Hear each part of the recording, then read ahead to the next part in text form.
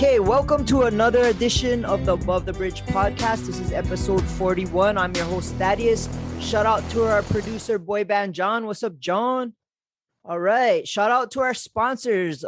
Same thing every week. You use promo code ATBPod upon checkout and you'll receive 15% off all your purchase order. First off, defendhawaii.com. Promo code ATBPod, 15% off your entire order. Hawaii Candy Factory, same thing, ATB pod upon checkout. We had these unreal candies, noms.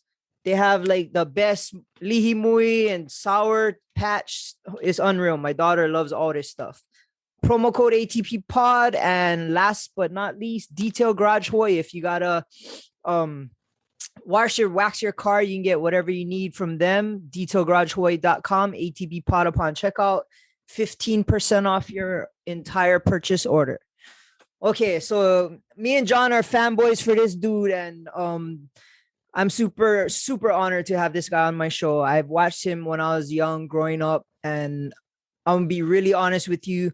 The Hawaii MMA scene wouldn't be what it is today without this person, and he put Hawaii on the map, or was one of the people that pioneered this sport in Hawaii.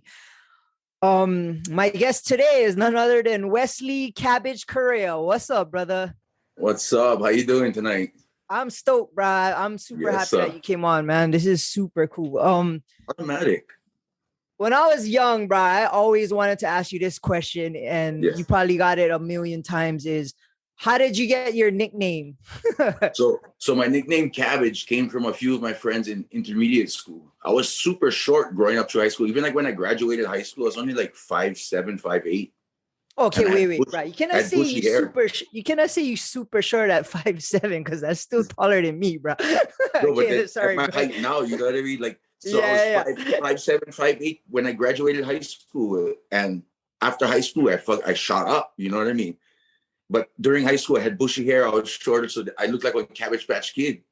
Oh. So that nickname just started sticking with me because I looked like a Cabbage Patch, because I had curly hair. You know what I mean? I had short curly hair. I looked just like a Cabbage Patch Kid. So that nickname just stuck with me all the way through.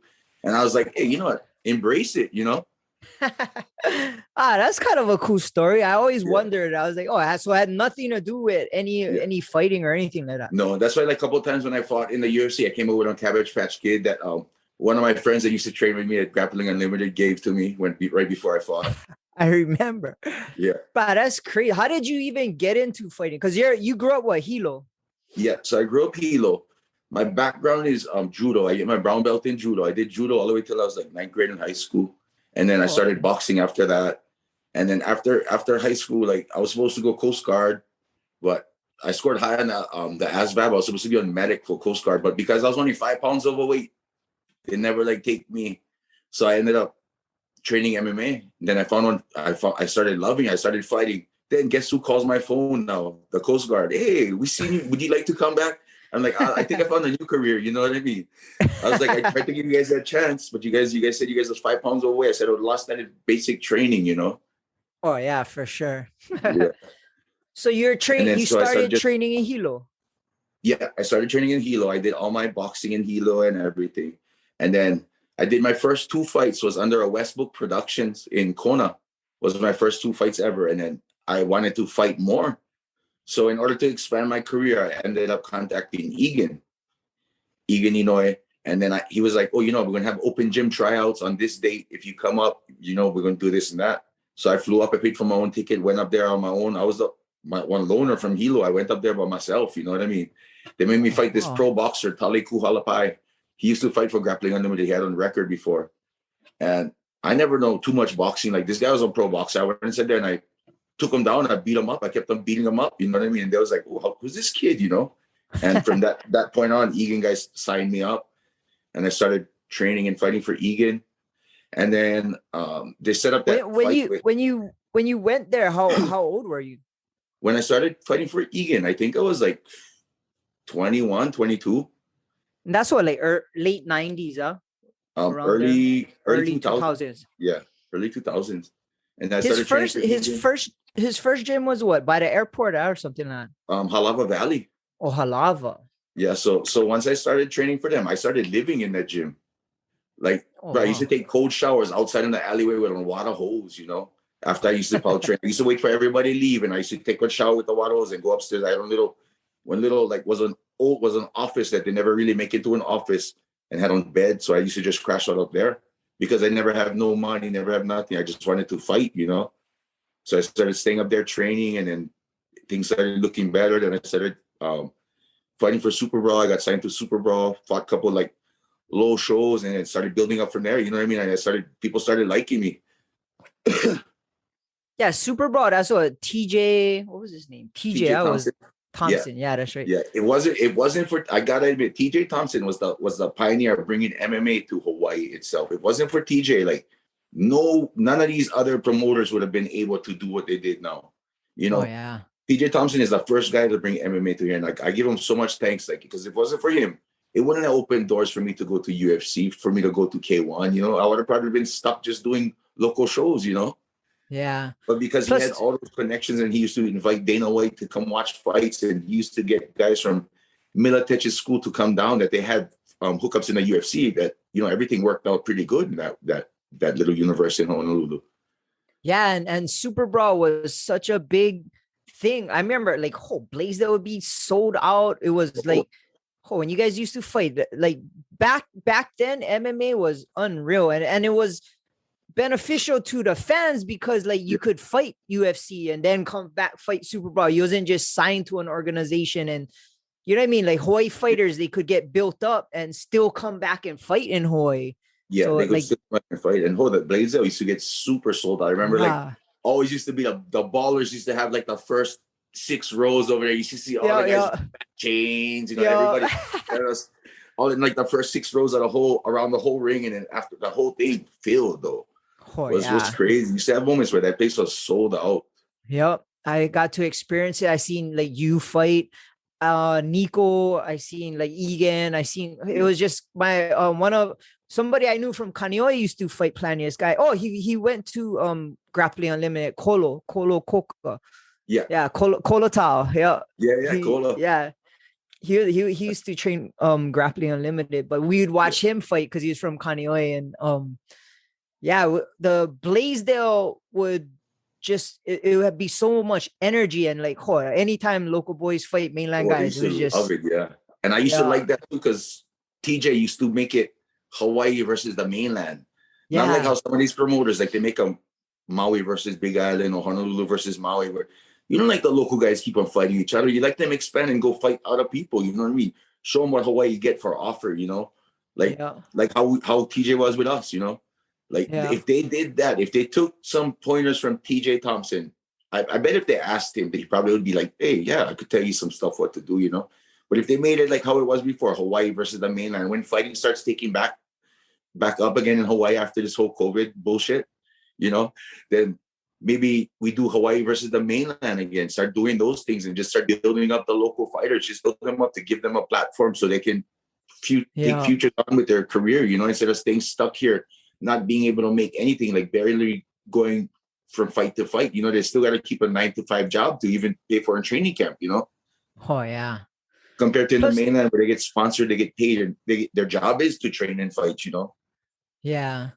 And the local shows too nowadays, it's because we help with Destiny and stuff like that. And majority of the fans is just friends and family of who's ever fighting, and they just watch the whole show. But like how it is now, like once a fighter gets some notability and recognition and stuff like that, they get swooped up or taken to Bellator or UFC, and then, you know what I mean? It's hard for a local fight brand to get successful by marketing a certain fighter, because you know they're going to get signed. You know what I mean? But it's always good. Like the promoters, one good promoter, they always look for the outcome of the fighter too, you know what I mean? Because we making the promoter a lot of money, you know what I mean, when we fighting for them. So when promoters look out for you and like they want to expand your career, that's the kind of promoters that you want. But like I see where you're coming from, where like they try to build up the stuff and they're like, oh, this guy can go Bellator, so I don't like really build this kind of kids up anymore. But you need to do that in order to get good people to come in and watch. You gotta hype the fights up, you know what I mean? You gotta have exciting fights. You can't have lazy fights where guys are gonna lay on top of each other. Like Super Brawl was banging. Guys used to just go and sit there, bang. You know what I mean?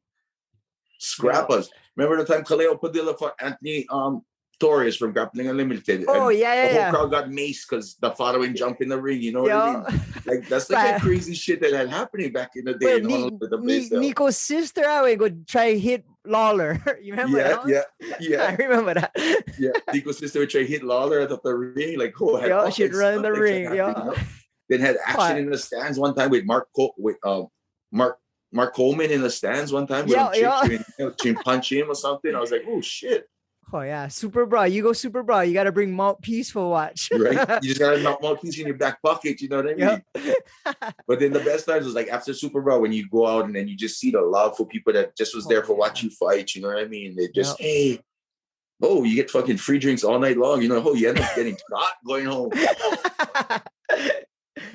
Bruh, I remember like going to like the night. I remember going to like the nightclubs and then waiting in line and then the manager coming out and being like, how long you waiting in line? Oh, like 15 minutes. They pull us out of line, make us go and set us up, like comp us a couple bottles. He's like, you don't make this guy wait in line. I was like, I used to feel fucking good, but never did bring me down from who I was. You know what I mean? I was always just this person that I was like, I never got the inflated head, even though my head was big from fighting because I had a big head. You know what I mean? My ego never did get boosted. My ego was never big. I was always the same old person that I was before I even got famous. You know? Yeah, and I was still going to the hoods like from in Hilo. I'd go down La Tequila, go chill with my homies down there in like the low income housing. You know, even when I was fighting in the UFC, I still go down there, go chill out with my friends. You know, like go touch base. All the kids used to be all stoked, like, oh my god, he's Cabbages over here. You know what I mean? That's kind of cool. And like growing up in Hawaii, that kind of recognition, like people always like to support. So it's like, oh, you must have been pretty, especially coming from Hilo, bro. You must have been recognized everywhere you went. You know what I mean? Yeah, choke times. And then choke times, you get the plenty of people are, oh, no can get tickets. Oh, yeah. Well, no can give me a couple tickets. Yeah. Like, hey. Oh, you going to fight UFC? Yeah. Like, so you go ahead, bro. No, you. So you fought any amateur fights first and then kind of went up to pro, or you just went straight into the big show? I fought one amateur fight first in Kona. My first amateur fight was against Garrett Barnes when I was like 19 years old and he was like 30 something years old. And I beat him up. And then after that, my second fight for Sonny Westbrook production, I fought one so-called claimed black belt. He was on Brazilian black belt, but I think he was more like a blue belt. He bought his black belt from like a store.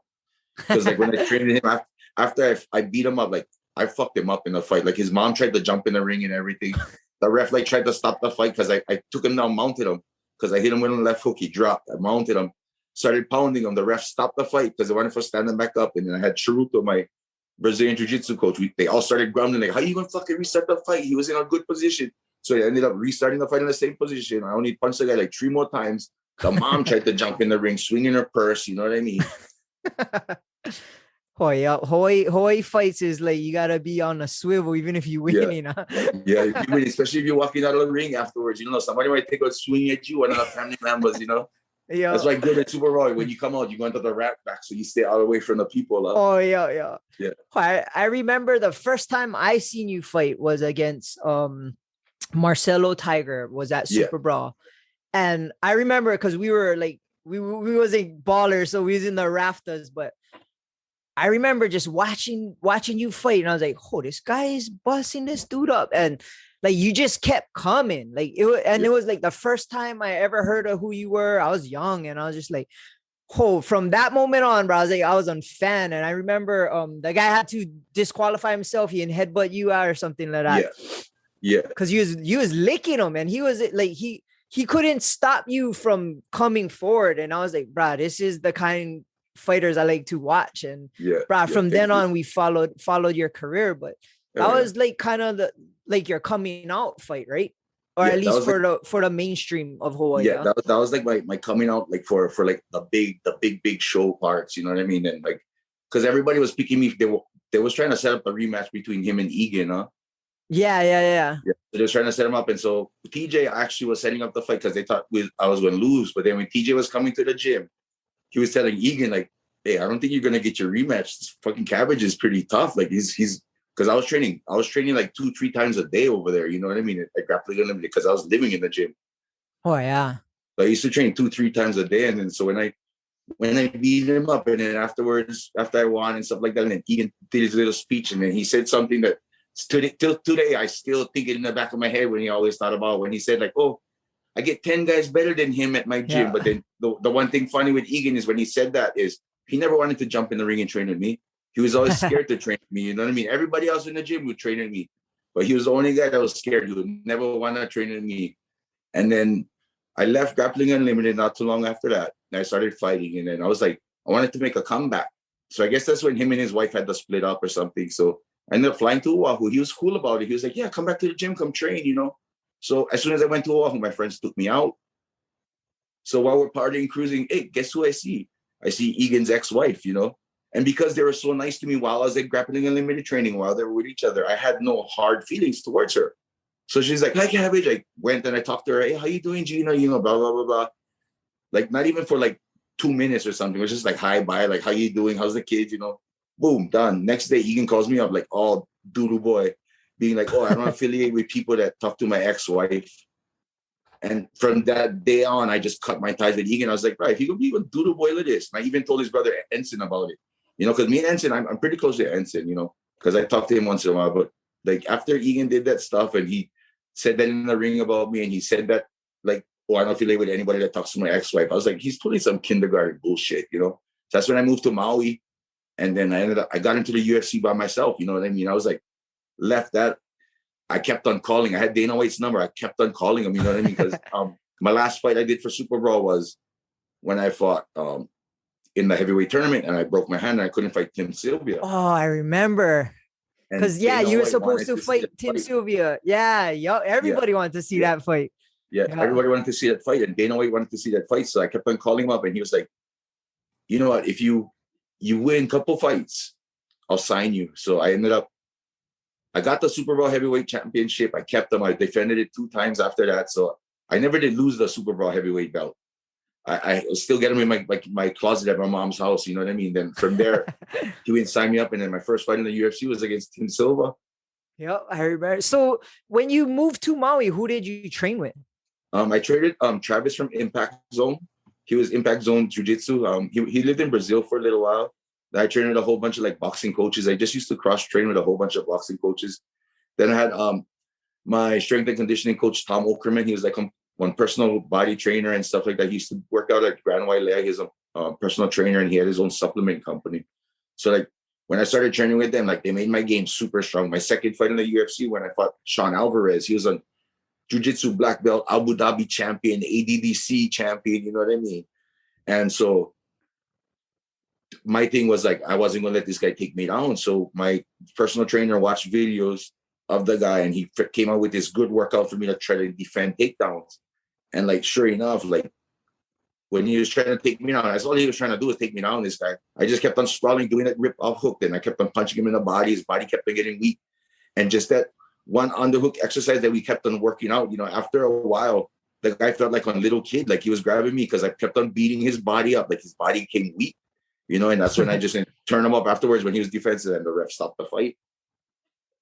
Bruh, so how was fighting in the UFC? I mean, back then it's not as it was being grown. It wasn't like how it is now, super mainstream and all that, but it was still super popular and the arenas would be packed. But that must have been like, I guess you might have been a little bit used to it fighting Super Bowl, but that's like the major leagues, you know what I mean? Because that was when UFC had pyrotechnics and all that shit, you know what I mean?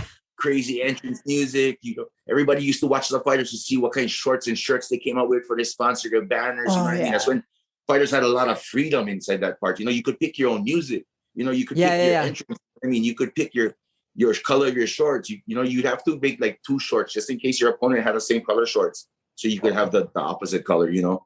But always like t-shirts, like when people used to watch the fights, you should be like, oh, I wonder what kind of shorts this guy gonna use this time. You know what I mean? I wonder what he's gonna use this time, you know.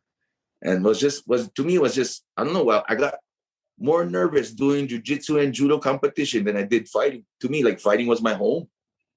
Oh wow. Yeah, like so I used to get butterflies. The cage. Oh, for real? Yeah, like I used to get butterflies going to jiu-jitsu and judo tournaments. And when I used to fight, used to be as soon as I go into that cage and I hear that bolt lock on the cage or I step into the ropes, it's like one totally different person, like the thing, and like nothing. no butterflies, no nothing. It was totally weird. I couldn't explain. I was like, I don't know how the fuck I felt so comfortable in the ring, you know what I mean, or an octagon. Well, you used to fight planning when you was in, like little kid time, or Never. I never was on troublemaker. I was a nerd in school. I had a 3.5, 3.0 in high school.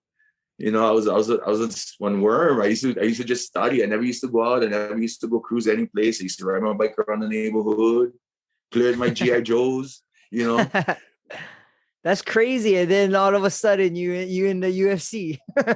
yeah. And then like I was after graduation where I started to cross training with MMA and stuff like that. And I was like, oh, I kind of like it. You know what I mean?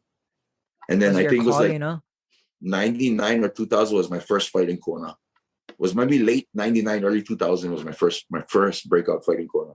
And after that, the rest is all history. It's all in the books, you know? Yeah. So what, being that you're from Hilo, you kind of train with BJ a lot too, or? Yeah, so when I trained in Hilo, me and BJ, we started off at the gym the same time. We started training at this Quonset hut down Keokaha at the same time. Like he used to go to Brazil, come back. Then we had this guy that he was saying that he was a jiu-jitsu teacher. He started training us. And then after we started training with the guy for a month, we could tap out our trainer. And we was like, wait. Then we found out that he was a black belt in Taekwondo, not a black belt in Judo. I mean, jiu-jitsu, but he knew a little bit of jiu-jitsu. But we were like, oh, so then we started bringing in, BJ guys started bringing in Brazilians from Brazil to come and change up our ground game and do all that stuff. And that's like, I started doing that before I even started fighting MMA. With me and BJ, we started training in and stuff. It just was just something different to get a different outlet. Instead of going out and making trouble, we train, you know what I mean? Release all this energy, cruise, go beach, jump in the water. And then used to have those guys that used to train with us jiu-jitsu and go out and fight with guys.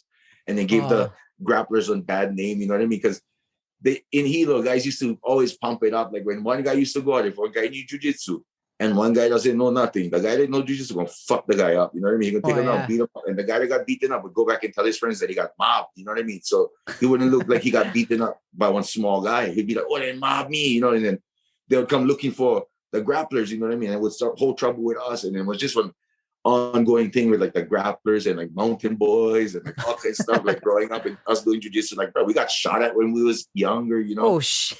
Yeah, because they came to retaliate for us beating. Like we went to one party down in Puna side and we fucked everybody up. Like we only went there for party, you know what I mean? And guys wanted to fight, and like all the guys that wanted to fight ended up getting fucked up. Like a couple guys was in the bushes, knocked out, you know, and we all ended up leaving.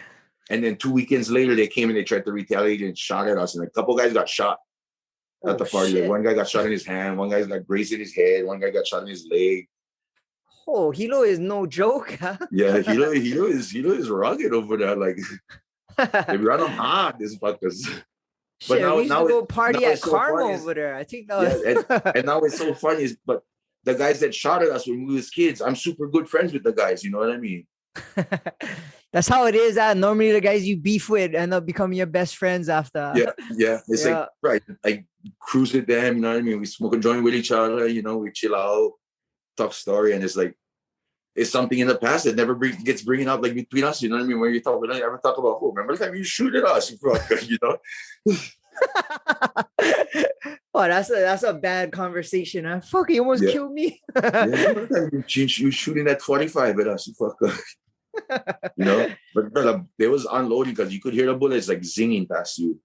Oh, that's not fun, bro. Like, so like everybody was ducking and diving, and because when they came, at first it was like they wanted to fight, and then one guy would run. The grapplers came out, all the jiu-jitsu guys came out, and he was like, "What's going on?" You know what I mean? And then one guy would run in the party, and he was telling, "Bro, you know, a big fight outside." Then the whole party came outside. You know what I mean? And then the guys that was there for scrap was like, what the, we're gonna get mobbed now, and then jump in the car, and that's when they started shooting. Yeah. Because like, oh shit, we're not gonna beef with all these guys, you know what I mean? Yep. Well, it's great. Growing up in Big Island in Hilo was pretty nuts. Like we had some crazy shit going on over there. But it seems how it is back then, is it the same now, or is like everybody's kind of more together kind? Crazy over there. It's more crazy. The drugs is getting crazy over there right now. Oh, and you still live Hilo? I live in Waimea now. I moved out to Waimea. Oh, okay. Yeah. So I was born and raised in Hilo, but my mom lived in Hilo, still get a house over there. But I was like, I gotta get out of town. Town is getting too nuts, and I wanted to get out of town and like try to do some different stuff, get out of my comfort zone, you know? Yeah. Try to make new moves. Yeah. So what, you were competing in UFC for a while, not to bring us back to that. And then what happened after your UFC career? You're still competing, right? Because I remember seeing you at the K1, the only time there's ever fights at the Stan Sheriff. I know Mufi Hanneman has something to do with it because we were promoting a nightclub and Akibono came to promote the fights, and I get all kind pictures with him, and then he ended up giving us tickets. So we was there, bro. And it that was one of the craziest events I ever went to. It was like Japan. Yeah, that was nuts. Like they were selling tickets from Japan for fans from Japan, like room board, like hotel packages and stuff like that. And like that's why I choked fans from Japan too. But the reason they use Stan Sheriff Stadium is because that's the only place with a satellite link to do live events. Yeah. Oh, I didn't even know that. So they made them at Stan Sheriff so they could live pay-per-view it. So that was the first live pay-per-view at K1 kickboxing match ever aired in Hawaii right there. Oh man, and had like all kind. I had Butterbean, Gokhan Saki, had even Hunt. Was Mark Hunt in that? Mark had Gary Goodrich. I fought Gary Goodrich. That's right. That's what. Yeah.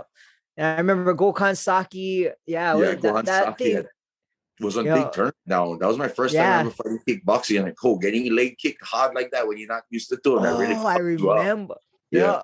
I couldn't walk for like 4 days after that. You know what I mean? I was walking with a pimp limp. I had the pimp limp for like 4 days.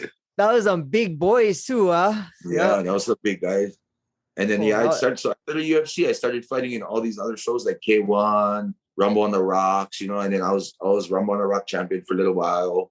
They was bringing down all kind of guys for me fight. I fought Joe Riggs when he was heavyweight, knocked his ass out. Yep, I remember that. Yep. Yep. Yeah. I fought Tank for the second time in Rumble on the Rock. I lost that one, you know. And then you beat him in UFC, though. Huh? Yeah, and cut him open in the UFC. Yeah, I remember. Yeah, he just got lucky our second fight. You know what I mean? I give it to him. Yeah. I took the first one I took his soul on that one. He knocked me. He dropped me on the second one. You know what I mean? I made him actually quit. He caught me with a good punch. Yeah. And what after all that, you guys ever talk, or you guys ever cool, or it was never like I never did hate somebody like that, you know what I mean? But we never did talk after that. Like all of the other people that I ever fought with, like was super cool afterwards, you know. The only other person I never did talk to is Marcelo Tiger. Oh yeah, I don't even know what happened to that guy. That was the last time I seen him fight. He just fell off. I think one time I seen him, but he was like super small or something. You know what I mean? He was different. I think he came back from Brazil, or I forget what it was. But and I was like, oh. But like everybody else that I fought, like super cool. You know, Butterbean, I fought him 2 times. We good friends. You know. Oh, that's crazy. That is a big dude. Yeah, his fucking head is like a bowling ball. Yeah, because we got to be close to them when we were watching the fights, and bro, it was like these guys was monsters. And then like even Akibono, like he was a monster too, bro. Yeah, he was huge. That guy. So when he fought that big Korean guy, huh? Yeah. Hung Man Chun or something. Yeah, they brought him in to promo it. So he walked in the ring. I'm like, oh, bro, these guys are huge. Yeah, but so they took care of us though on that K1. Then the second K1 was good too. That's the one at Aloha Stadium. Yeah, at the Aloha Stadium one, and then the Aloha Stadium one was the one I fought Gary Goodrich. Oh, I fought the Olympic guy, and then I fought Gary Goodrich. And then the Stan Sheriff is when I fought the Stan Sheriff is when I fought that Korean guy from the Olympics. Oh. Yeah. The one at Aloha Stadium, that was like Penn versus Gracie or something like that, huh? That was Penn versus, was it Sudo? Genki Sudo? Oh, Genki Sudo. I think it was Hoyler Gracie. I think it was one of those, was either one of those, it was one of those big fights. Yeah, I remember. Yeah. Oh, it was like till 1 a.m. I was super late when they fight. Yeah, the fights would go to a long time. They had to play like a big thief because they were supposed to actually be out by like 11 or 12 o'clock, but was running so late because the fights would start kind of late because everybody was still coming in. You know what I mean? There was still filling people in the seats when people was coming in, and that's the first time like somebody would steal one shirt from me. Like I had my shirt, and like when my friend was pulling the wagon back, someone you steal the shirt off the wagon, like, and I was like, what the fuck? Like, if they would have asked, I would have given them. You know what I mean? So you ever got to fight in another country? I fought in like, where did I go? I trained in Japan for a year. I fought in China and I fought in the Philippines. Oh, how's fighting in the Philippines? It was crazy when you come out of the stuff. Just is nuts. It's a third world country. When you walk out of the airport, you guys with AK-47s. You know what I mean? You just feel, oh, what the fuck is this? You know what I mean? But it's just how, because it's just a third world. You know. Yeah. And but you get the event give you security and stuff like that. They get security for come with the guys and stuff like that. But it's pretty nuts. Like everything's cheap. Oh, and well, you guys are like freaking celebrities when you guys go to kind. Oh yeah, like people like take pictures. Like Guam, I went Guam. I fought Guam a couple times. You know, Guam. I love Guam. I get plenty of family up there. Oh, that's cool. Yeah, like plenty of the boys up there is like considered family. You know what I mean? They was from Captain on the middle. We all trained with each other. You know, they're all super cool. I met them through there, and we're all just super cool guys. So when did you decide to call it a career? Or what, you still get one more left in you? Oh, yeah. I still waiting for Bare Knuckle to send me my contract. I've been talking to the owner, David Fieldman. I would like to do a Bare Knuckle fight or 2 Bare Knuckle fights and then hang it up after that, you know? Because you was supposed to fight, was it X1 or something like that, and it got canceled or something? Yeah, I was supposed to fight Lola Head and I got sick. And then that's right. I was supposed to fight. I hurt my shoulder and my hand when I fought Lola Head. And one time I was supposed to fight somebody else and I got sick. I got food poisoning. Oh. Like before the event. And so I walked in and I addressed it. I told everybody. I felt bad because, you know, everybody wanted to see that fight. And that's the only guy that we never did get to fight is me and Lola Head. I always wanted to fight that guy. You know what I mean? He always used to talk smack. But it never did happen. You know what I mean? And when I started losing weight and he started gaining weight, he wanted to fight. And I was like, bro, fat boy, if you lose weight, I'll fight you. You know what I mean? I'm going down to a legit heavyweight, almost like one light heavyweight. So I like fight you right around my weight. I'm not going to give you 300 pounds, you know? Yeah. Especially MMA, you just take you down and lay on top of you. Lie on top of me and suffocate me with a titty, you know what I mean? Or whatever. Oh, but that would be kind of cool to see you in bare knuckle. That's kind of brutal, bro. That sport, bro. It's like I mean, it better because you got to pick your shots. You know, you got to be more precise with it. You know, you got to cut your angles. You got to work because if you can be throwing wild punches, you get more chances of breaking your hands. Yeah. So I just feel like because my background is boxing, I think I could just pick somebody apart. You know what I mean? I'd be like a geometry professor on that cutting angles and shit. You know? Yeah. And that's how you was when you fought. Like your punches was always like laser beams. And brah, like always remember, you always would connect, but you always was coming forward, brah. Like even when you was getting hit, you still was coming forward. And you just smile at them, and when you give them the smile, and then you look in their eyes, and they look like, "What the fuck is this guy made of?" You know what I mean? Like I just hit this guy 3 times with all I had. And he smiled at me, and he keeps on he's nodding and go, "Okay, let's go," you know, and walks forward. Like, what the fuck? You know, like till today, like even though Andre beat me, like I seen it in his face. Like when he hit me with that 3-piece combination, I looked at him and I smiled and I said, "Okay, let's go." And I walked him down. In his eyes, I seen it already. Like he was like, "What the fuck is this guy made of?" You know what I mean? Yeah. That's the helo right there. Yeah. That was, and everybody used to tell me, "Bro, why you like getting punched?" I said, "Fuck, I don't know. Sometimes I like feel what the guy get. You know what I mean? Sometimes I like see what is my danger zone. You know." Fuck that. That's crazy. Before I had to be live by the sword, die by the sword. You know. Oh yeah, and that's how it was. Like people would spar like every day of the week and stuff like that. And I guess now it's more scientific. They kind of trying to preserve brain cells and trying to make sure that the fighters are healthier. But then you grow as a fighter too, because you're not nursing injuries all the time. You always. I guess some people not built for fighting. You know what I mean? Me, all the punishment I took, I'm still sharp as a fucking razor. You know what I mean? It's like I think that thing can tighten some bolts inside my head. You know what I mean? It's like what the fuck.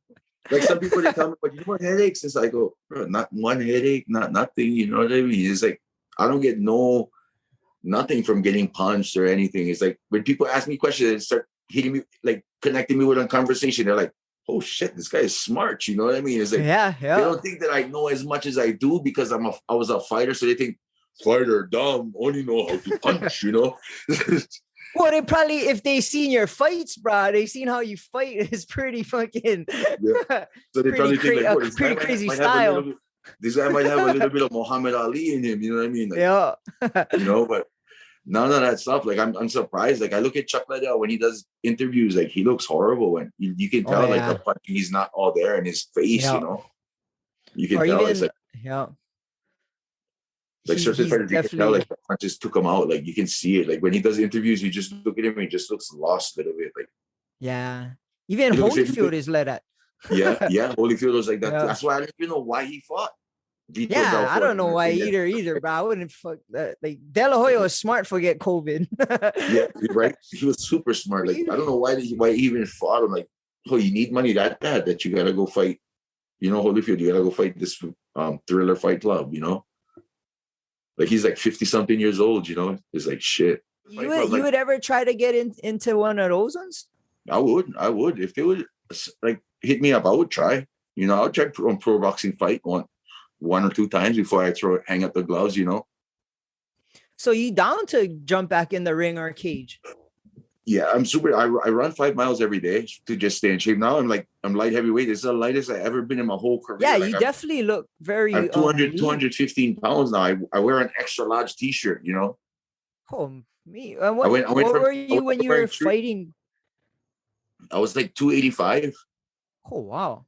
Yeah, 285, and I used to cut down to 265. I used to drop the 20 pounds a day out of weight and then put them back on. So the next day I used to be at 285 again. Oh, with just water. Yeah, just water weight. I had them down to and cutting signs because every time I used to cut with in the UFC, I used to cut with Matt Hughes. And Matt Hughes, his team used to always be in a sauna with me, and they used to help me out, and like they taught me a lot of like tricks that I can give to other people if they ever need to cut weights. You know what I mean? Like I can make that sauna turn super hot, like real fast. You know what I mean? It's like like they showed me tricks how to make that thing heat up. Like you can drop weight super fast. Oh, that's like they crazy. used to splash. He used to have his coach come inside with us.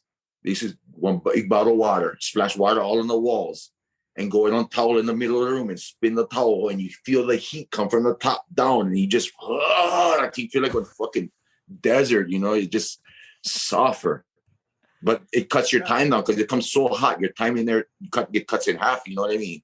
But then you got to really regulate yourself because after the heat so long, then your body stops sweating. You know what I mean? Then you got to go back to in your hotel room, rest a little while, lie down, take on salt bath, and then go back to cutting weight again because then your body can start sweating again.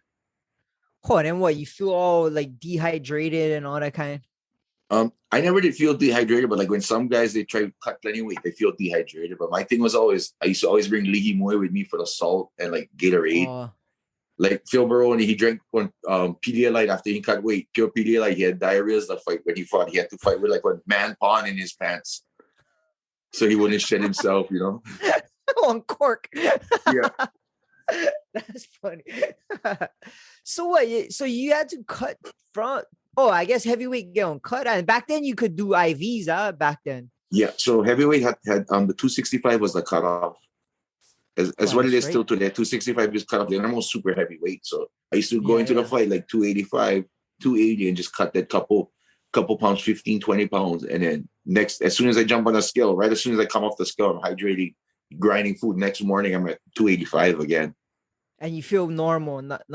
Yeah, I used to feel super nice. I used to sleep in my sauna suit and lose 5 pounds overnight. Oh. Like I had all kind of tricks like we used to do. I used to sleep with my full plastic sauna suit on with one sweatsuit on with the AC on full blast in the hotel room and just crash out. And the next morning I take them off and the thing is just drenched and 5 pounds lighter. Oh, man. And it's just you doing that while you're sleeping. And then that way you only get 15. You got to suffer for 15 while you wake up. Take one shit. That's another 3 pounds. Yeah. Right. And guys that used to fucking take diuretics and also they could piss. You know what I mean? I used to be like, wow, you guys coming that heavy before you fight? Like you guys gotta fucking do that much fucking weight cutting. Like, damn. But it comes dangerous though. You throw off your electrolytes and your heart won't stop. Yeah. You know what I mean? So that's why like my kids played Pop Warner football. And because I was so used to seeing the side effects of cutting weight, because they used to make the kids do that before for Pop Warner. Like you got to weigh in 1 hour before your game. And you cannot hydrate properly get everything back inside. So I fought with it for a long time, and finally they pushed it off where now it's not even a weight limit. It's just age groups now. Oh, that's good. So I pushed it, and they got rid of that ruling because I told them it's so unhealthy for the kids. I said, because the kids need all their vitamins, everything that they need while they're eating. I said, when they starve because they got to make weight. And now after they make weight, now they're going to try to grind. I said, you're not going to put everything that they need. They're still going to be sluggish. They're going to hurt themselves. They get more chance of hurting something on top of their body. They're too young to be cutting weight. Yeah. And like because I was on Fighter and I had that background, they listened, and they ended up, okay, burp that rule. Oh, that's good. So since you've been fighting, it's been a while since your last fight. What have you been up to, bro? What have you been doing? I've been just chilling, raising my kids, just hanging out. I was stuck on opiates for a long time on painkillers, and I started smoking. I got my 329 card, and I started smoking weed and cut off all that painkillers. Oh, bro. I mean, like, I'm in the medical profession, and that's my biggest pet peeve, bro. The medical prescription drugs and big pharma, and once that shit gets their hooks into and some people really need it. Some people they don't need it because they sell it, but some people really need it. And when the people that don't need it get it and they abuse it and they fuck it up for everybody else, for some people have chronic back pains where they smoke marijuana and it doesn't work, or the medical doesn't cover the marijuana, you know what I mean? So they need to have the prescription pain or painkillers because they're like, or they deal with should I go get my 329 card and give up my firearms, or should I just keep on getting my prescription drugs that does the same thing and keep my firearms, Makes no sense. Yeah, no sense at all. It's like crazy how they do that thing. It's like, wow, it's like piss in the pool. It's like pissing in the corner of the pool. You know what I mean? Yeah. So because of weed, you got to kind of kick the opiate habit or prescription drug habit big time because of weed and CBD products. Like I got sponsored by a CBD company that this product works super good. It's the only CBD that I feel works. Like I tried a whole bunch of different brands, and this is the only brand that helped me throughout my whole opiate crisis, for withdrawals and stuff, was that CBD product and smoking weed. Oh, so you're a testament to how weed can help with opiate addiction then. Yeah, you can totally kick it, but it's the point of, if you want to give up your firearms, right, but they shouldn't even hold that up. They shouldn't even take away your firearm, because of that stuff. Why are they going to let somebody that can drink and get super drunk or can take Xanax or antidepressants still own a firearm, but somebody that smokes weed cannot own a firearm? Yeah, to me that doesn't make sense. And honestly, but that's how you can catch everybody.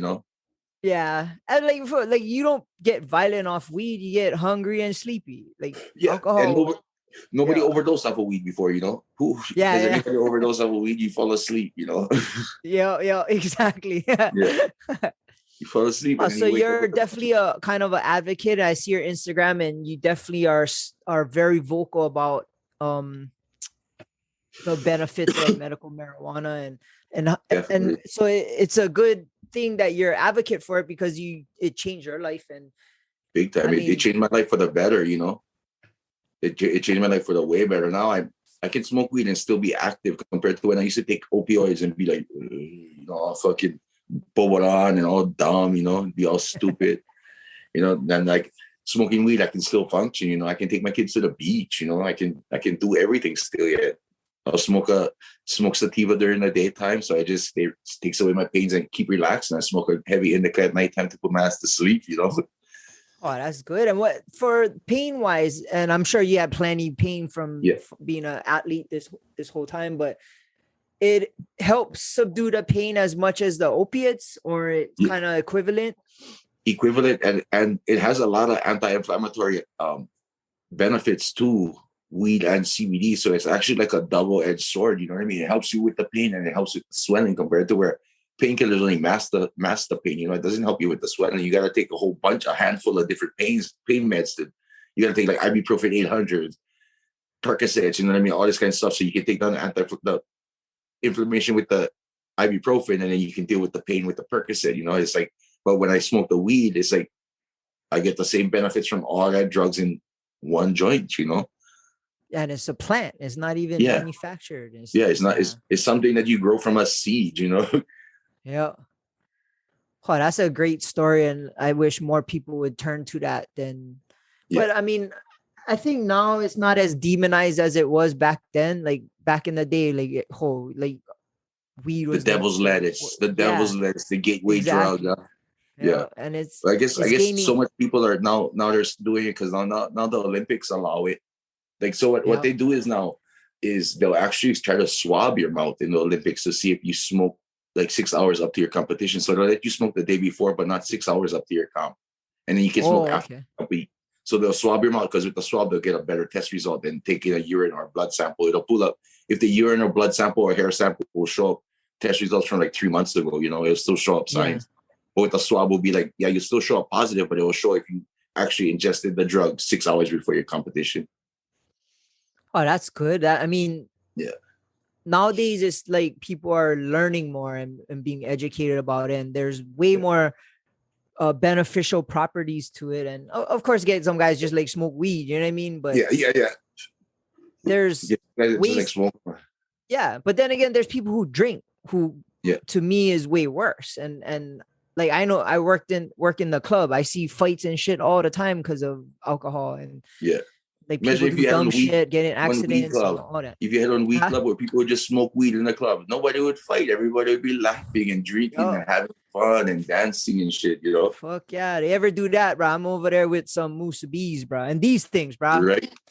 I be making a killing selling Moose Bees out weed club. That thing right there, Nom's Candy, they sent me a package, a care package. That's the best candies I ever ate, bro. Oh, this is fire. Yeah. That's the best. I like the nerd clusters. The nerd clusters is my favorite. My daughter loves always that shit. I order extra bags. I gotta order extra because my kids end up stealing them for me. Yeah. Or the spaghetti ones is mean too. Yeah, that one is good. That one is good. So you're kind of a kid at heart, bro. I hear you collect like Funkos and action figures and stuff, and I do. And Boy Band John is a huge Funko Pop fan. And I used to collect from before when I was a kid. Like, I found a couple unopened toys that I had that I was surprised were unopened. I found some old G.I. Joe, some Transformer that was still MOC. And then I looked at the value of it and I was like, holy shit. So I started collecting all these other like new stuff when they come out for my kids. So I have like 2 big Pelican cases that every time I buy something, I buy 2 of each. And I make sure I put them inside my kids' the Pelican cases. So when they come older, they can either, hopefully it'll be worth money, you know what I mean? And they can sell it if they want to, or they can keep it on and hand it over to their kids, and it can just keep on increasing in value, So you're a collector for fun as well as trying to be like profitable from it. Yeah, trying to build a little cushion for my children, because I see like how, like, I have this one fun school G.I. Joe, a tunnel rat. It's the India fun school, so it's from India. And at first it was going for like $60 because it's MOC. The price now is like $700 on eBay. The thing jumped up in like 3 months because now everybody is back into, now all these young people are like, what's up with these G.I. Joes? These old classic G.I. Joes. Oh, now I want to collect these too, So now they're out there like buying, and there's other collectors that want to collect these, like, but there's a whole lot of scalpers that go out there and they just buy the whole shelf, So like it ruins it for some of the collectors that want to go out there and just buy like 1 or 2. They go out there and they buy like 2 boxes of it, and the next thing you know, they get them on eBay for like $100 a figure because they bought them all, and then people buy it because of the supply and demand. Yeah. So I always just waited. I always just wait it out, and then sometimes I find it on Mercari, so I end up buying other figures that I never had on Mercari. Oh, and what, Funko Pops, they increase in value too, or? Yeah, Funko Pops increase in value. Like, there's some that is like Comic-Con exclusives and like flocked, or like the Chase ones is like the rare ones. Like, I have a Skeletor that is a Chase that is worth like $600. I got some other good ones too. Just get stashed up. And like the Funko Pop, they have this app that you can put in your phone, and you can put in your collection, and it'll tell you how much your collection is valued at. Oh wow! You do that, John? Oh wow! The thing will like tell you what your Funko Pop is appraised at, or what's the estimated value, like how hot it is right now. If people are really looking for it, it'll jump up in price. If it's a rare Funko Pop, it'll jump up even more in price. And then like when it has like, where it's like these kinds of stickers on top, like the small sticker on this corner. Yeah. That's like makes it like a little bit more rare when it's like a special edition or like an exclusive, like this Garbage Pail Kid. Got that Funko little sticker right there. Bony Tony. Tony Tony. And then I found a whole bunch. I never knew that Garbage Pail Kids was worth that much money. When I went to my mom's house, I found 2 boxes of Series 1 that I never opened. I get 2 versions of Series 1. Bro, they're selling for like $300 a pack. Oh, bruh. Yeah, And I found those. I had 2 cases. I had 2 cases in my mom's stuff and unopened, like still with the plastic around them. So I opened up one, I opened it up, and I was like, oh, the packs are still nice. Oh, and I looked them up, and it was like $300 per pack of those Garbage Pail Kids. Oh, that's insane. The price is going crazy. Nowadays too, it's been a lot more popular. I got a friend that owns Windward Collectibles, and he's been doing stuff with trading cards and all that kind of stuff. Yeah, like I get a couple comics. I just had on Superman, the first edition Action Comics. I just got them back graded. So I think it's worth like $2.5 million. Oh, for real? Yeah, it's graded out at 9.3, and only get like 100 of those left around the world. And I just got them back gifts from CDC, the comic book place, and they verified it for me. So now it's in a plastic case that I get them in my closet. Oh yeah, you gotta put that one safe or something. Yeah, so I could just sell them. Like I could probably sell them for like $1 million because the thing for giving somebody room for make room. You know what I mean? Yeah. Probably these new YouTubers probably go like buy them or something like that. Because one that rated at 10.0 sold for $3 million on eBay. Oh wow. Yeah. So like the more you get, like it can turn a $30 card into like a fucking $6,000 card by getting it graded. Like that's the big difference, because there's so much of fakes that came out at the same time. Like Jordan rookie cards, they're worth bucks, like super bucks. But there are also how do you get it graded? You gotta mail it to some place. Yeah, you insure it and then mail it off to the States, and then they grade it. It takes like 2 weeks. And then they grade it for you, and then you pay a fee for them to grade it. And it's like a percentage of what it's graded at and stuff like that. But they don't go like off of, like if it's graded at $2.5 million, they don't charge you like $200,000 to grade it, you know? Oh yeah. It's they have a set like a high fee where that's like the most you're gonna pay for a comic grading. But then they have a minimum where that's the minimum they're gonna pay. Even though if you send it in for a fake, you're still gonna, if it's a fake, you're still gonna pay that minimum fee. Yeah. Oh, it makes you wish you saved all your toys and never play with them, huh? When you're little. Make me wish I never sacrificed all my G.I. Joes before blowing them up with thunder bombs. You know what I mean? Oh, casualties of war. You know what I mean? Yeah, the freaking M80s, Yeah. Even like my Star Wars figures, I had like the cases of Star Wars figures. I look at those and it's like so much money now. I'm like, I wish I kept them all. You know, but I was in. When you're a kid, you don't even think about that stuff, you know. But I was surprised that I had a couple of those. I never thought I never did open them. My mom was like, "Hey, you still get these toys? You know, you never did open." That's crazy. Yeah, my Star Wars guys, we used to freaking blow them up or send them down the river and do all kinds of stuff, sacrificials. And what, like nowadays they have that NFT stuff. You into that too, or which one is that? It's like a virtual card that they've been selling online for like crypto. Oh no, I'm not too sure. I haven't been getting how it works. Ones. Yeah, I haven't been getting to those. Yeah, I'm not too sure, so I can't really talk about it. But I know it's like a moment, and then I guess Tops or somebody puts it out, and there's only so many of those moments, and then you can buy and sell them online, but using crypto. I don't know. I could be wrong. I could be talking out of my ass, but I think that's the gist of it. But yeah, well, it's pretty. I'd rather have one toy that you can hold, you know, kind of. I'd rather have one personal where I can look at it in a box if I like, or I can take them out, you know. Yeah. So like I've been getting my kids into it too, so they kind of like it too. My youngest son, he likes the Marvel Legends figures, you know. So in his room, I get all Marvel Legends, and my oldest boy is always going through the Pops and putting up the Pops and Transformers up in his room. You know, he likes the Transformers and the Pop Funkos, you know. Oh, that's cool. That's something you can bond over, huh? I get on display inside my living room of all the G.I. Joes there and help me display them up and stuff like that. Oh, that's cool. And what, do your kids, were they ever interested in competing or fighting? My oldest one always wants to fight. He thought, I like fight that, like I like trade, you know. But he he's an awesome football player and awesome baseball player, you know, and my youngest one is good in football and good in soccer. So I told him that, you know, unless the money is good in fighting, I don't like pushing that way. I'd rather push it towards the professional football or professional baseball sport, you know, get them some money for this stuff. Because at the end of the day, we put our lives at risk during MMA if we get paid peanuts. Well, these big companies get paid all this money, you know. It should be more like boxing, you know, not as much as boxing, but we should be getting paid as close to as much as boxing get paid, you know. Oh yeah, for sure. It's because we take in a lot more risk in there than the boxers. Oh yeah, 100%. Yeah. So you've been explaining to me previously that you trying to start your own gym. How's that coming along? So I got a spot already out here in Waimea. I'm gonna start the first women's and children's self-defense and striking class out here in Waimea.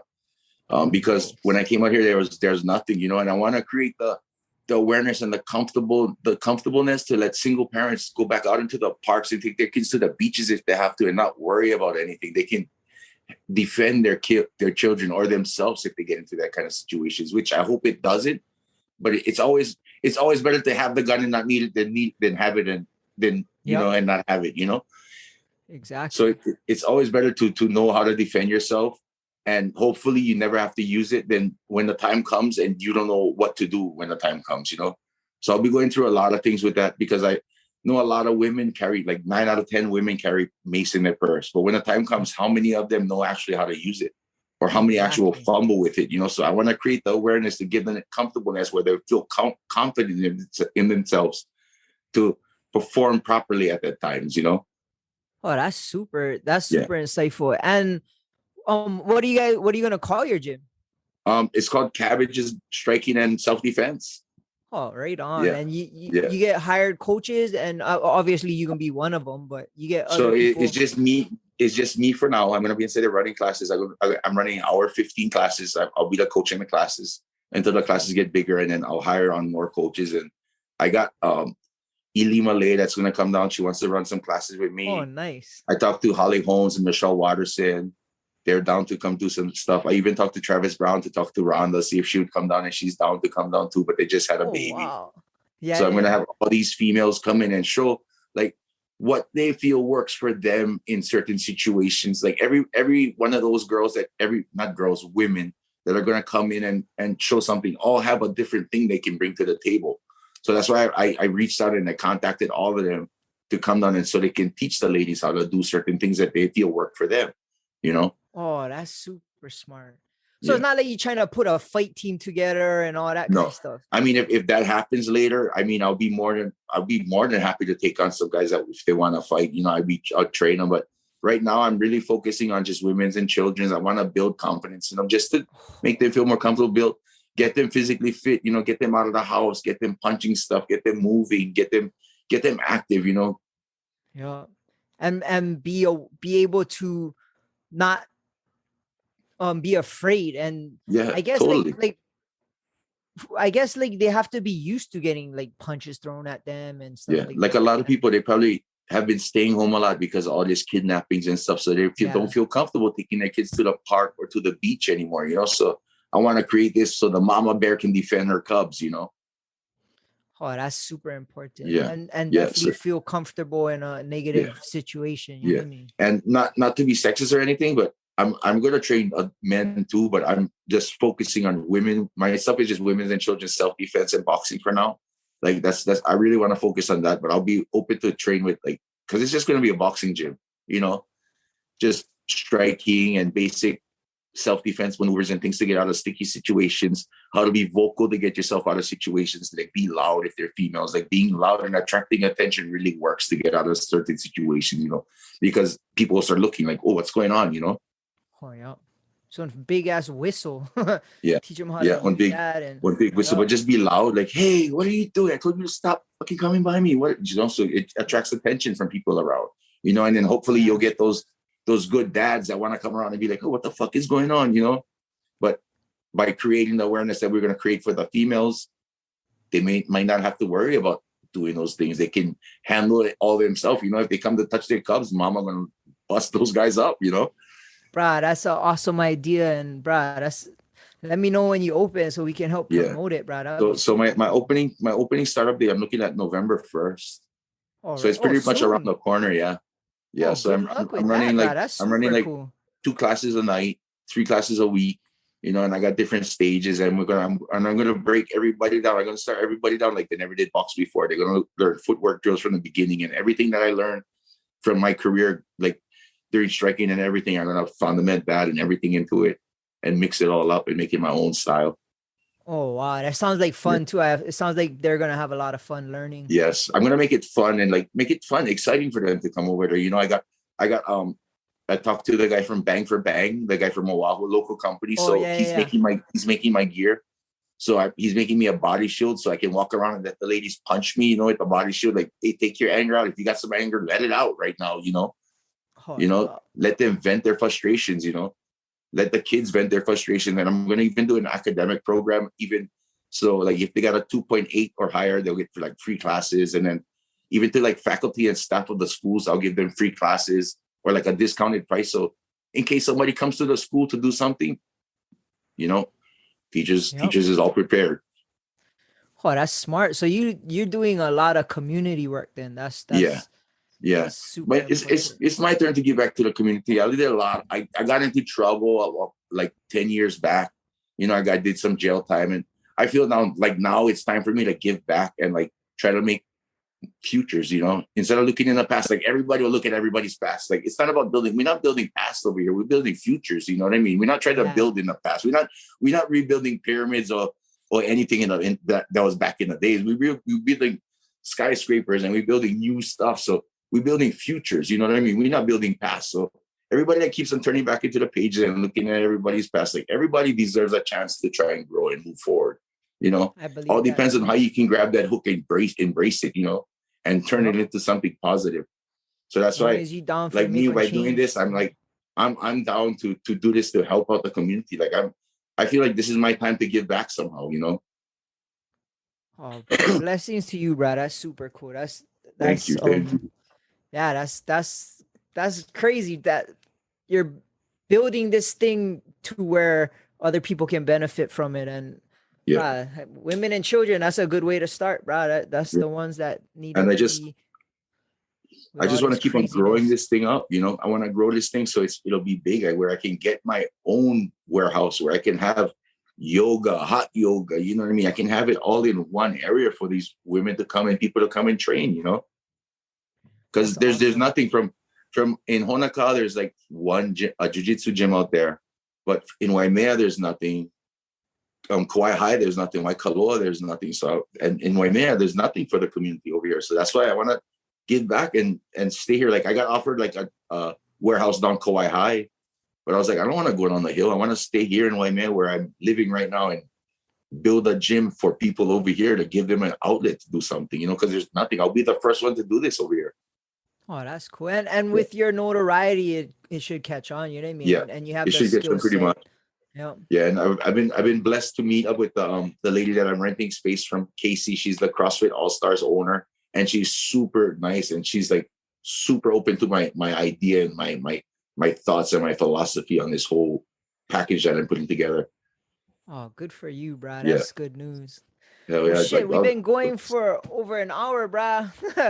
I could talk to you about fighting and all this kind of stuff for way longer. What? Yes. Boy Band John can ask the question of the week. Oh, I had a question real quick before the question of the week. Yeah. So, Wesley, what you think about this Jake Paul shit? Jake Paul. Yeah. The Jake Paul shit. I mean, he's been training. He's been putting in work. But if he think he could fight some like one old MMA fighter, I'd be willing to put that little fucker on his ass. You know what I mean? Oh, I'd bet some money on that one. I'll be willing to put that little fucker on his ass. I'm fucking 42 years old. Like fucking, if he thinks he can fucking take this old lion, you know what I mean? I'll fucking put that little fucking white boy on his ass. I'll teach him a lesson, and all the MMA community would be so happy. Fuck yeah. Because put that out there, bro. Maybe he'll watch this show and fucking sign you up. That would be the shit. Sign me up. Be like, oh, Cabbage. Oh, he's 215 pounds now. I'll fight him. You know what I mean? Yeah. I'll fuck that white boy up. Because he's fighting guys he's fighting fucking old overweight fucking wrestlers. Yeah. basketball players and building the hype off of that, you know. And I'm just like, I mean, he's doing a lot to like try and get the fighters more money, but just the disrespect that he's showing to like people that work super hard in the community and doing that stuff is just like, I feel like that disrespect is time to put his ass in check and just put him in with a fucking old school veteran and let that fucker wipe his ass out all across the match, you know? That would be awesome. Yeah.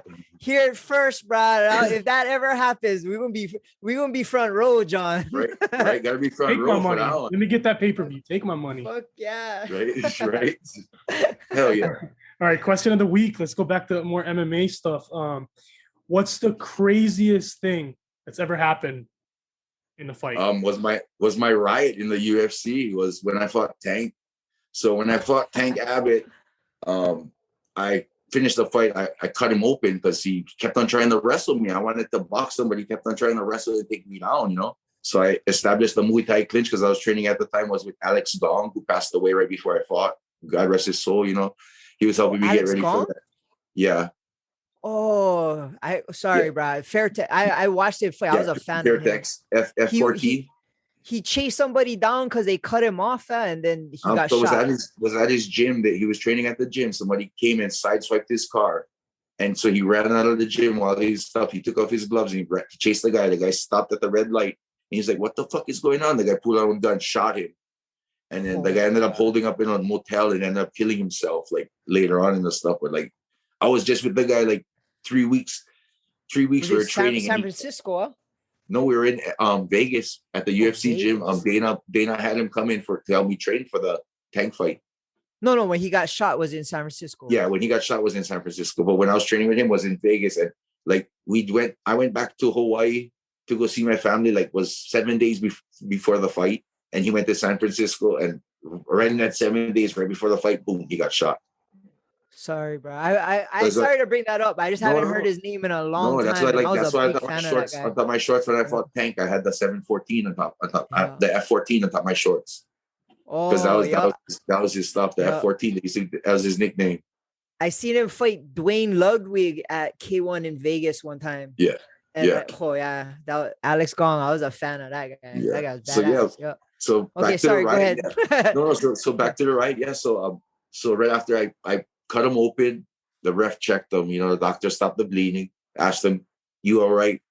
I cannot see. You know, John McCarthy came up to me. He's like, "Young blood, you just made this guy give up. He doesn't want to fight you. He's saying over there he cannot see it. Doctor stopped the bleeding. This and that.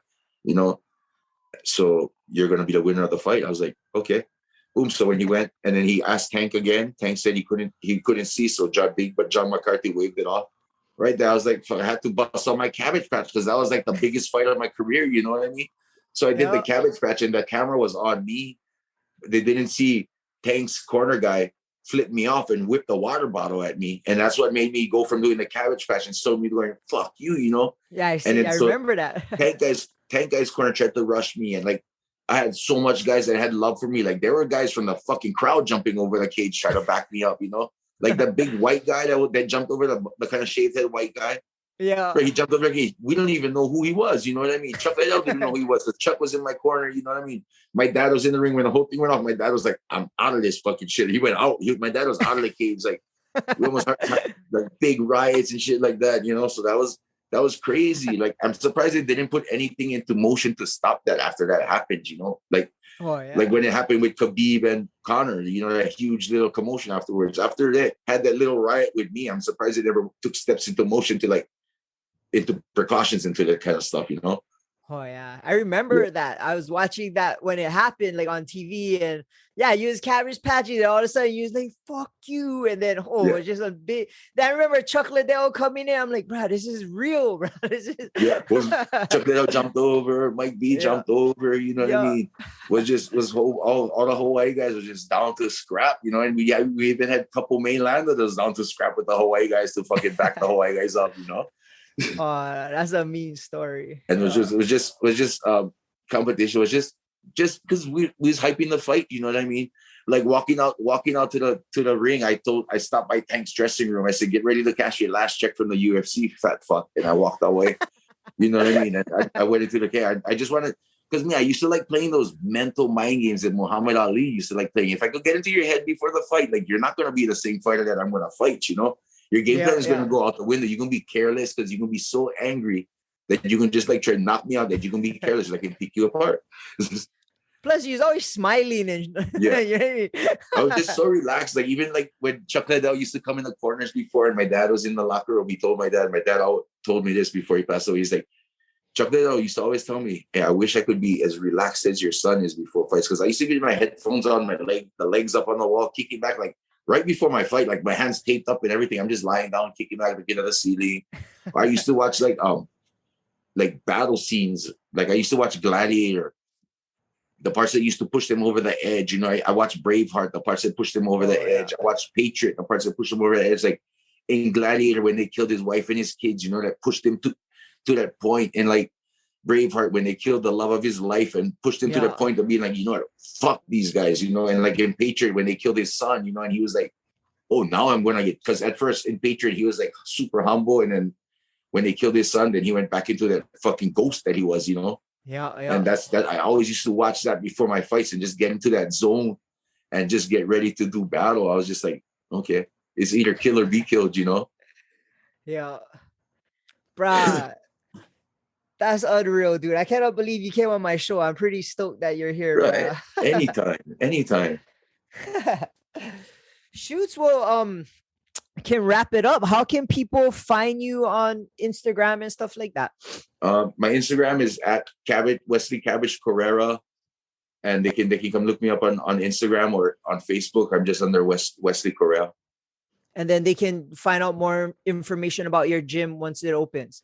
Yeah, I'll be posting flyers and stuff about my gym when it's going to open and stuff like that, coming closer to the date of opening. Okay, and we'll repost for you, bro. Yeah, we're gonna start pumping it up and stuff like that before the like maybe a week or two before the stuff. But I'm gonna let everybody enjoy get everything for Halloween and everything, and start posting a week before Halloween. Just let everybody know that after you guys eat all the candies, you guys can come and work that shit off, you know? Yeah, right before Thanksgiving. Yeah. Right. And after Thanksgiving, you guys can come work it out again. Yeah. Oh, that's good. And then like for Christmas, people can like New Year comes, it's a new start. Everybody gonna want to get into a gym. That would be perfect. And I'm even gonna be doing privates too. If people are open to do privates, if they're not comfortable training with, if they want to do more one-on-one coaching, then I'll be doing privates on like the weekends. Oh, good for you, bro. Yeah. All right. And you can find John on Instagram, Boyband John, BBJ8, the letter 08 on Instagram. Go at him. He has some crazy videos, and his 808 scene is coming out on Olelo. It's music, and it's something that he's passionate about and been doing it previously, and he's bringing it back. So go check that out. It starts on the 24th, right? Yeah. So watch it on Olelo the 24th at 9:00 is the first episode, huh? Yeah, I seen that, bruh. So watch that 808 scene. That's Boyband John's passion. I gotta check that out. Yeah, super cool. And you can find me on Instagram, Thaddy Daddy High. Of course, atbpod.com and Above the Bridge podcast on Instagram and YouTube. Other than that, hey man, we've been a fan of you for a while, and glad to see how you're doing. And I'm super stoked you came on, and much more. Yeah, it was a super cool conversation, bro. Anytime. I'm always open to do interviews with you guys. Anytime. You guys super cool. Yeah. We'll do it again like after a year or so once your gym's open and we see how you're doing. And yeah, definitely. We can do a recap or something. Yeah, definitely. Right, be down. Hell yeah. Right on. Shakas for the cameras. Right on. Thank you for having me on Above the Bridge podcast. Yes, sir. Right on. Aloha. And shout out to the Artist Group Network. We're out. Aloha. Cheers.